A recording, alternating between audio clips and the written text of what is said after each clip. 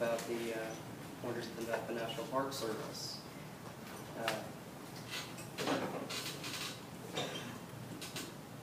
The sources I cited were the National Park Service, their website, the National Park Conservation Association, and Tennessee.gov.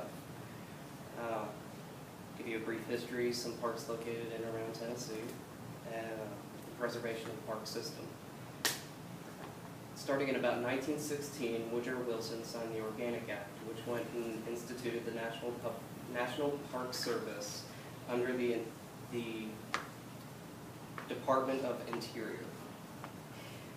Stephen Mather was the first person in charge of the National Park Service. After he left office, he actually went on to go and develop the National Park Conservation Association, which is an independent voice that fights for the protection and further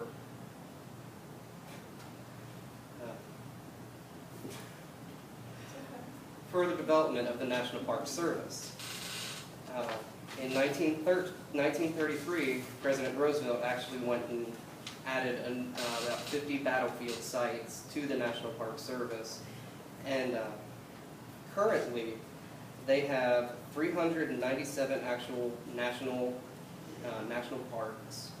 They have 43,000 miles of shorelines, 400 protected animal species, 27,000 historic structures, 2,461 historic landmarks, just to name a few of their things. Their annual budget is surprisingly $2.75 billion annually, which, given the amount of land they actually use, is not all that surprising.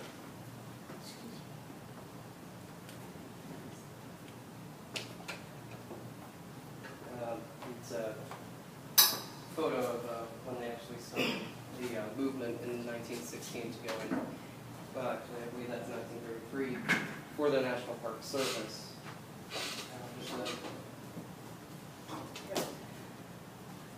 One of the, my second point I want to go and talk about will be the two various parks that they have in Tennessee. We have the Great Smoky Mountains National Park. It is located in East Tennessee in the Great Smoky Mountains. Back in 1916, when the National Park Service was created, one of the first parks they went and instituted was the Great Smoky Mountains. John D. Rockefeller actually aided in going and funding to purchase all this land to create the national park. While there, you're able to camp, hike, go through some of the scenic overlooks. They also have many waterfalls going throughout this entire park. It's actually very beautiful. They also offer some historic period classes, such as how some of the foods were created, how the education system worked in that area at different points in history.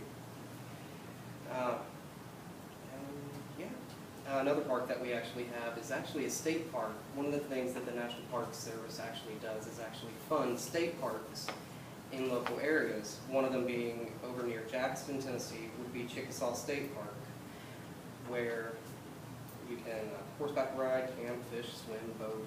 They have a multitude of things. Back in 2011, to go on to my third point, the preservation of the National Park Service, their funding was actually cut in 2011 by about $400 billion, and currently they only receive about 82 cents of what 82 cents per dollar for what their rangers actually are paid. The rest is being supplemented by private donors, but that money is not going to be there forever. One of the dangers of funding being cut is that with the decrease in money provided for the rangers to go and work there, or for the preservation and conservation of the lands that the national parks inhabit, this can go and affect, just in case, just take for instance, a mudslide occurs, and they're going to have to go and dig people out, or if there's wildfire, evacuate people, or if hikers are lost, there won't be as many rangers to go out and form these search parties. They're going to have to rely heavily on volunteer aid. Another danger of the decrease in fund is with fewer employees, animal poaching of endangered species will go and rise. So in conclusion, the National Park Service is a very important piece of historical and sociological